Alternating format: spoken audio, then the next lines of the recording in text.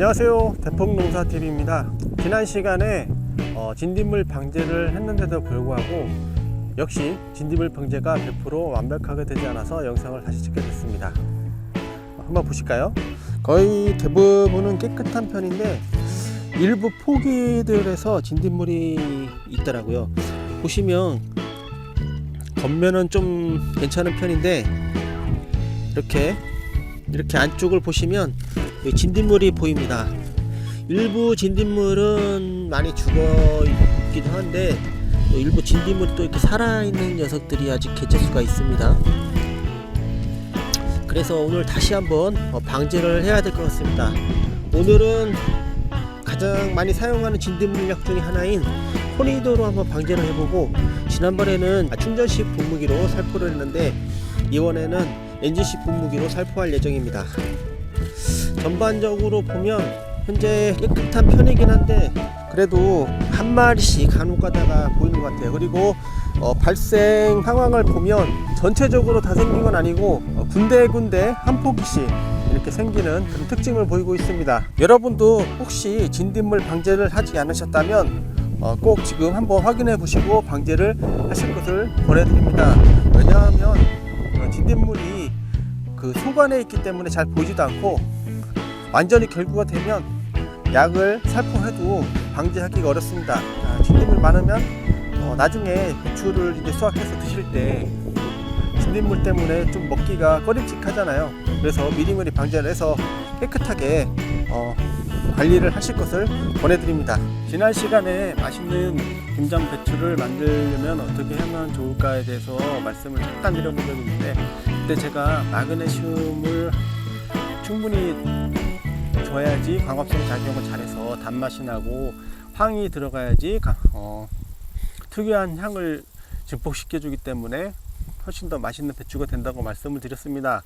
황 같은 경우에는 질소가 들어가서 광합성 작용, 물, 햇빛, 이산화탄소 이렇게 해가지고 광합성 작용을 해서 당이 만들어지고, 이 당들이 또 몇 단계를 거치면서 이것이 또 아미노산하고 합쳐지면서 황하고 아미노산하고 합쳐지면서 단백질로 되는 그런 중요한 성분입니다.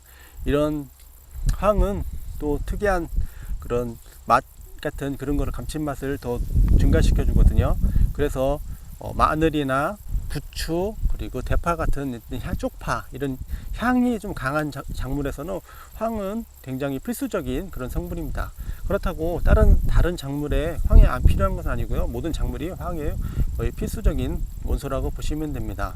여러분의 이제 가을 배추 해가지고 김장을 담았는데 쉽게 보관 중에 물러지는 경우가 생기는 분도 있으실 겁니다. 이게 왜 그럴까요? 배추가 튼튼하면은 쉽게 물러지지 않는데 배추가 약하게 자라서 물러지는 경우가 많이 발생할 수 있습니다. 보통 질소를 주면은 요소를 주면은 배추가 크기가 많이 커져요. 잎 크기부터 해가지고 전체적으로 커지는데 대신에 빠르게 커지기 때문에 단단하지가 않습니다.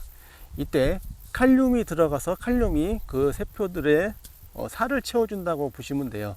그래서 빵빵하게 해서 야무지게 해주고, 일단 그 아무리 단단한 시멘트 벽돌이라도 서로 그냥 붙여놓는다고 붙지가 않잖아요. 중간에 또 시멘트를 해가지고 서로 붙여줘야 되잖아요. 그렇듯이 세포와 세포가 아무리 좋다고 하더라도 단단하게 붙어 있으려면은 이런 세포를 연결해주는 그런 성분이 튼튼해져야 되는데, 이때 이 세포와 세포를 단단하게 해주는 물질 중에 하나가 붕소고요. 또 칼슘이 이 벽을 딱 단단하게 해줍니다. 그렇기 때문에 칼슘과 붕소가 부족하면 튼실하고 건실한 그런 배추가 될 수가 없어요. 그렇기 때문에 칼슘 붕소 결핍증을 확인을 해 주셔야 되는데, 지금 저희 배추 같은 경우에는 칼슘이나 이런 붕소 결핍증 증상이 전혀 없습니다. 칼슘 같은 경우에는 이동성이 굉장히 나쁩니다. 그래서 일단 흡수가 되면 체관을 통해서 이동이 잘 안 되고 물관을 통해서만 거의 이동을 하기 때문에 최초에 먼저 생산된 잎 쪽으로 칼슘이 가고 부족하게 되면 안쪽에서 새로 나오는 잎들에서 칼슘 결핍 현상이 일어납니다. 그리고 새로 나온 잎들 중에서도 끝부분, 양분이 이동해야 될 거리가 멀어지는 끝부분 쪽에서 칼슘 결핍증이 일어나는데, 칼슘이 결핍하게 되면 보통 작물이 자라면 이런 생장점 바깥쪽 부분에는 약간 이게 산성물질 같이 그런 게 나온다고 해요. 그래가지고 칼슘이 들어가서 중화를 시켜줘야 되는데 중화가 되지 않아서 타버립니다. 그런 증상들이 일어나고요. 그리고 칼리가 부족하게 되면, 칼리는 식물체 내에서는 이동성이 좋기 때문에 부족한 부분에서 녹여가지고 다시 위쪽으로 당겨가는 신초 부분으로 당겨가는 현상이 일어난다. 그래서 오래된 잎 테두리 부분도 타들어가기 시작합니다. 칼리는 결핍증은 그렇고요. 그래서 혹시라도 이런 테두리 부분이 탄 증상이 있다면, 칼슘, 그리고 안쪽에서부터 그러한 증상들이 시작됐다면 칼슘 결핍증을 의심해 봐야 합니다. 칼슘이 그렇게 부족했다가 치면 지금 현 상황에서는 멀칭도 되어 있고 땅에다 기비로 다시 줄 수 없는 상황이잖아요. 우선은 처음에 정식하기 전에 칼슘이 함유된 비료를 같이 섞어서 주시면 더 좋은데 그렇지 못했잖아요. 일반적으로 흔히 주는 토양 계량제로 석회고토에서 석회가 칼슘 성분이거든요. 그런데 제가 보기에는 석회고토는 이용 효율은 좀 떨어지는 것 같아요. 그리고 보통 요즘에는 유황칼슘이라고 해서 화학과 칼슘들은 이런 저렴한 비료도 팔기 때문에 미리 기비로 이러한 제품들을 넣어 주시면 좋을 것 같습니다. 그리고 최근에는 또 보니까 복합비료, 질소인산 가리하고 고토, 붕소 이렇게 들은 그런 제품에 또 칼슘까지 들어있는, 제가 요번에 오이밭에 기비로 넣었던 비료인데요, 비타민이라는 남해 화학에서 나온 비료인데 얘는 칼슘까지 들어있더라고요. 비료의 자체에. 예전에는 칼슘은 다른 인산 성분이나 황산하고 결합해서 불용화가 되기 때문에 쓸 수 없는 성분, 이렇게 서로 결합해가지고 토양이 흡착돼가지고 뿌리가 제대로 쓸 수 없는 상태가 되기 때문에 따로 같이 들어있는 경우가 흔치 않았거든요. 근데 비타민 같은 경우에는 같이 들어있더라고요. 근데 그게 이상이 없으니까 같이 들어있겠죠. 예, 그러니까 그런 걸 쓰시면 좋고, 지금같이 이렇게 배추가 자란 상태에서는 그런 비료들을 줘도 효과가 그리 크게 나타나지 않습니다. 왜냐하면 그런 칼슘들은 수용성 칼슘이라기보다는 약간 좀 구용성에 가깝다고 해야 되나요? 이용 효율이 좀 낮은 칼슘들입니다. 그래서 수용성 칼슘을 넣어줘야 되는데, 수용성 칼슘에는 제일 저렴한 게 염화칼슘하고 질산칼슘이 있습니다. 그 외에도 인산칼슘도 있고 여러 가지가 초산칼슘, 탄산칼슘 막 이런 것도 있는데, 가장 쉽고 저렴하게 구할 수 있는 칼슘 종류에는 염화칼슘하고 질산칼슘이 있는데, 염화칼슘에는 염소하고 칼슘 성분이 들어있는 거고, 질산칼슘은 질소하고 칼슘이 들어있는 겁니다. 그래서 칼슘만을 저는 공급하고 싶다 하면 염화칼슘을 주시면 되고, 질소와 칼슘을 같이 주고 싶다 하면 질산칼슘을 주셔야 됩니다. 그때 질소칼슘은 보통 질소 성분이 16%가 들어있거든요. 그렇기 때문에 요소나 유황 같은 추비를 주실 때 그 성분만큼 들어갈 거를 감안해서 요소나 유황 같은 걸 좀 줄여서 주셔야 됩니다. 근데 염화칼슘은 칼슘이 따로 들어있기 않기 때문에 그 질소를 따로 맞춰서 요소나 유황을 그렇게 주시면 되고요. 대신에 염화칼슘은 식물에 별로 그다지 필요하지 않은 염소 성분이 들어있기 때문에 이 염소 성분이 이 땅에 집착이 돼 가지고 나중에 염류 장애 같은 거 아니면 안 좋은 이런 작용을 할 수도 있어요. 그렇지만 배추를 하우스에 심는 경우는 드물잖아요. 밖에 같은 경우에는 염소 같은 경우에 강우가 내려서 그게 같이 씻겨서 내려가서 유실되기 때문에 그다지 큰 영향을 주지 않습니다. 다만 하우스 같이 강우를 맞지 않은 인공적인 필요한 관수만 하는 곳에서는 염소 성분이 계속 쌓이기 때문에 염류직적을 염려해서 하우스 안에서는 염화칼슘을 쓰지 않을 것을 권해드리고, 질산칼슘을 사용하되 질소 성분이 16%가 들어있는 걸 감안해서 다른 요소나 유황비료 같은 질소 성분이 들어있는 비료를 사용하실 때 그 성분만큼 빼서 사용해서 적절하게 사용하실 것을 권해드립니다. 이때 칼슘을 주실 때 칼슘만 주시지 마시고요. 칼슘은 이동성이 그렇게 좋지 않습니다. 이때 붕소가 같이 들어가면 칼슘과 붕소의 상승작용에 의해서 이동이 되게 좋아집니다. 붕소가 칼슘의 이동성을 높여주거든요.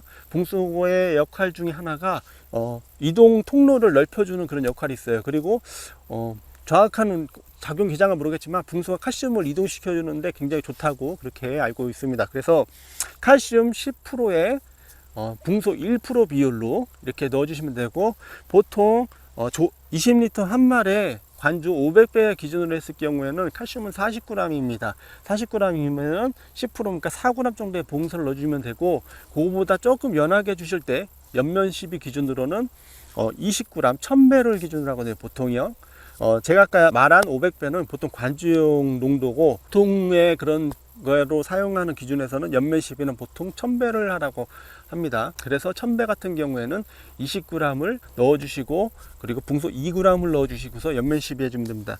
다만 관주로 주실 때는 뿌리가 문제만 없다면 굉장히 빠르게 흡수하고, 다량의 아까 보시듯이 40g을 주잖아요. 그렇기 때문에 많은 양을 흡수하기 좋은데, 연면 11 했을 경우에는 굉장히 소량입니다. 20g 밖에 안 되는 데다가 이 20g에 또 한 20g 한 말을 타더라도 굉장히 많은 면적을 살포하기 때문에 그 성분 양이 굉장히 미비할 수 있습니다. 그렇기 때문에 그 연면 시비 하실 때는 최소 3에서 4일을 해 주셔야 되는데, 이것도 뭐 오늘 뿌리고 내일 뿌리고 내일 모레 뿌리고 이렇게 하면 안 되고, 한번 뿌리고 나서 최하 4, 5일에서 일주일 정도, 그 이상 정도를 이렇게 띄우셔야 됩니다. 왜냐하면은 너무 계속 연달아 뿌리게 되면 이 흡수가 되기도 전에, 이 보통 칼슘 같은 경우, 질소 같은 경우에는 뿌리자마자 4시간 안에도 흡수가 되는데, 칼슘은 며칠씩 걸립니다. 흡수가 되려면 이동성이 낮아요. 굉장히 연면 시비했을 때도 각 원소별로 이렇게 흡수되는 그런 시간이 있는데, 질소가 제일 빠르고 칼슘이나 인산 같은 거, 이런 것들은 굉장히 잘 흡수도 안 되고 흡수하는 시간도 오래 걸립니다. 그렇기 때문에 이거를 그 며칠, 뭐 하루 이틀 만에 뿌려주게 되면 이 안에 다 흡수되기 전에 묻어있는 칼슘이 겹쳐져서 농도가 올라가기 때문에 약해라고 하죠. 이게 농도장애로 이게 타버리는 그런 현상도 발생할 수 있습니다. 그렇기 때문에 그런 점을 주의하셔서 간격을 띄워야 되는데, 지금 당장 결핍증이 일어났는데 그거를 뭐 몇 주에 걸쳐서 줄 수는 없잖아요. 그래가지고 관주를 해주신 다음에 연면 시비를 해서 보충을 해주시는 그런 방향으로 가시는 게 가장 좋을 것 같습니다. 그래서 제가 추천드리는 거는 제가 사용하는 건데, 이거는 좀 키로수가 25kg고 가격이 좀 나가서 그렇긴 한데, 칼슘하고 붕소하고 마그네슘 이렇게 세 가지가 들어있는 제품들이 있습니다. 시중에 농약 자재상에 가시면 이렇게 세 가지가 들어있는 제품들이 있는데, 이런 제품이라도 관주하고 연면사부를 해주시면은 맛있고 김장을 담았을 때 보관 중에 물러지지 않은 튼튼한 배추를 만들 수 있을 것으로 생각됩니다.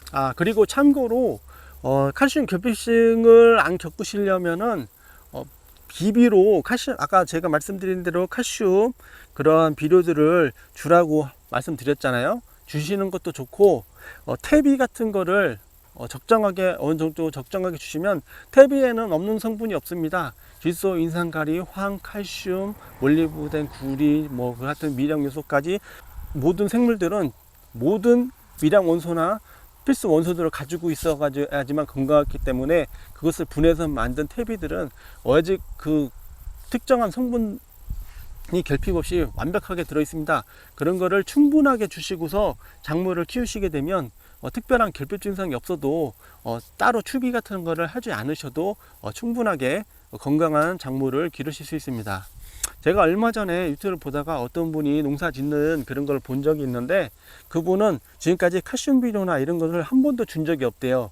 그래서 그분이 어떻게 처방을 하셨나 이렇게 여쭤보니까, 집 같은 유기물을 충분히 넣어주고, 집 같은 유기물이 결국엔 퇴비거든요. 꼭 가축분 그 분뇨만 퇴비가 아니고 사냐초나 집이나 톱밥이나 이런 것들 다 충분한 퇴비가 되는데, 다만 이제 나무 숲이나 나무 톱밥 같은 경우는 부숙되는 시간이 오래 걸리기 때문에 충분한 효과를 내기에 좀 힘이 든 것 뿐이지, 집같이 빨리 부숙돼 가지고 이렇게 퇴비화되는 그런 것들은 충분한 효과를 낼 수 있습니다. 그리고 집 같은 것도 근데 이제 좀 많은 양을 넣어야 되기 때문에 효과를 내려면 조금 노동력도 그렇고 비용도 그렇고 많이 드는 게 그 단점이긴 하죠. 물론 복합비료 한 포 되면은 지푸라기 뭐 600kg 1톤 양만큼도 더 되는 그런 아마 비료 성분이 나올 겁니다. 그래서 경제성으로 따지자면은 탭이나 이런 걸 넣는 거는 조금 비효율적일 수는 있어요. 하지만 건강하고 맛있는 그런 작물을 드시고 싶다면 어느 정도의 퇴비 같은 거는 그래도 넣어주시고, 그리고 화학비료도 같이 사용해 주시면 좋을 것 같습니다. 너무 화학비료에만 의지하려고 하지 마시고 본인 건강을 위해서 드시는 거기 때문에 충분한 미량원소나 이런 것까지 다 섭취하시려면은 퇴비 같은 걸 넣어주셔야 되잖아요. 내주시는 게 좋을 것 같아요. 왜냐하면은 복합비료에는 필수 원소 거의 한 5가지, 6가지 그 정도 원소 이외의 것은 거의 안 들어있거든요. 근데 이제 퇴비나 이런 거에는 그 이외에 우리가 그 이외에 뭐 기본 16가지가 있고 그 외에 훨씬 많은 그 종류가 있습니다. 미량원소 중에 그런 것까지 모두 갖추고 있다고 보시면 될 거예요. 퇴비 같은 거는. 그렇기 때문에 더 건강하고 맛있는 작물을 드시기 위해서는 퇴비를 넣어 주시고, 그 부족한 부분은 이제 복합비료나 이런 거로 좀 첨가해 주시는 게 더 좋을 것 같다, 이런 생각을 한번 말씀드려 봅니다. 제가 저번 영상에서 여기 보시면은 저기 파란색 알갱이들 보이시죠? 이 파란색 알갱이가 뭐냐면은 저번에 뿌린 팽이콜이라는 달팽이 살충제입니다. 저렇게 뿌려놓으면 지금 비가 안 왔기 때문에 계속 저렇게 계속 알갱이철이 있잖아요. 그래가지고 달팽이가 생겨가지고 제가 저거를 뿌려놨는데, 여기 보시면은 이렇게 달팽이가, 여기 보시면 달팽이 보이시죠? 이렇게 달팽이가 잡수시고서 사망하셨습니다. 여기도 있고, 또 여기도 하나 있고, 또 여기도 이렇게, 예, 여기도 보이시죠? 예, 요 약이 제가 써봤는데 달팽이에는 잘 듣습니다. 달팽이를 얘가 유인해 가지고서 이렇게 제거해 주거든요. 그리고 저희 밭에는 엄청 많지는 않았었는데 그래도 달팽이들이 간간히 보였었어요. 그 지금 여기 한 3개 정도 보였고, 여기도 하나 있겠죠. 자, 여기도 있고요. 여기도 하나 있고요. 네, 이렇게 영상에서 보셨죠? 달팽이가 유인을 해가지고 저렇게 죽습니다. 그렇기 때문에 달팽이가 생기기 전에 비만 안 온다면 미리 뿌려가지고 달팽이가 아예 배출을 못 받도록 그렇게 해주시면 좋을 것 같습니다. 근데 좀 이따가 이제 오늘은 그렇게 덥지 않아서 낮에 살포해도 될 것 같아요. 지금 이제 저 진딧물약을, 그리고 칼슘하고 붕소하고 주실 때 붕소 마그네슘 제가 이제 그 농약 자재상 가서 가지고 뿌려주시라고 했잖아요. 그때 농약하고 보통은 그냥 섞어도 큰 문제는 없는데, 제가 보기에는 농약하고 섞으면 농약 효과가 좀 반감되는 느낌이 있어요. 그래가지고 만약에 예방 차원에서 뿌려주시는 게 아니라면 무슨 특정한 해충이 와가지고 뿌려주시는 거라면 약자하고 이런 연면 살포하고는 따로따로 단용으로 살포하는 것을 적극 추천드립니다. 특히 텃밭에서 조금씩 재배해서 드시는 분들 같은 경우에는 그냥 아예 따로따로 이렇게 살포해 주세요. 저희 같이 이제 많이 하게 되면은, 그러니까 배추는 아니지만 다른 저기 오이 같은 경우는 많이 하기 때문에 이거를 따로따로 뿌려주는 게 보통 시간이 많이 걸리고 노동력도 들어가고 힘들고 하기 때문에 이제 같이 섞어서 주는 경우도 있는데, 될 수 있으면 따로따로 해주시는 게 약 효과도 효과하고 해도 없고 그렇기 때문에 그런 장점이 있으니까 따로따로 해주시는 것을 적극 추천드립니다. 이제 좀 있으면은 이제 이 방제도 방제지만 이제 결구가 시작되니까 아직까지는 영하로 떨어지지 않기 때문에 배추 이렇게 묵지 않는데, 이제 좀 있으면은 이제 추워지고 하면은 묶어줘야 될 것 같아요. 그때 영상 또 찍어서 올려보도록, 시청해 주셔서 감사하고요. 다음 시간에 또 찾아뵙도록 하겠습니다. 구독과 좋아요 한 번씩 꼭 눌러 주시고요. 앞으로도 또 더 좋은 정보하고 그런 것들 가지고서 찾아뵙도록 하겠습니다. 다시 한번 구독 한번 눌러주세요. 오늘 살포할 약은 들어가세요. 나방 전용 약제인 알타코아, 그리고 진딧물약 황파레 S입니다. 지난번과 뿌린 저기 세티스와 작은 기작이 다른 구비 살충제를 뿌려보도록 하겠습니다. 항상 뿌리실 때는 이런 그룹 요걸 확인하시고서 뿌리셔야지 농약이 중복 살포되지 않고 그리고 작용 기작이 달라야지 방제가 잘 됩니다. 요 살충제 그룹 요 숫자를 잘 확인해 보시기 바랍니다. 제가 위에다 링크를 하나 달을게요. 왜 농약이 잘 듣지 않는지 그 부분에 대해 설명한 자료인데요. 한번 참고하시면 좋을 것 같습니다. 그리고 오늘은 엔진 살포기로 살포할 겁니다. 좀 더 강력하게 살포하기 위해서요.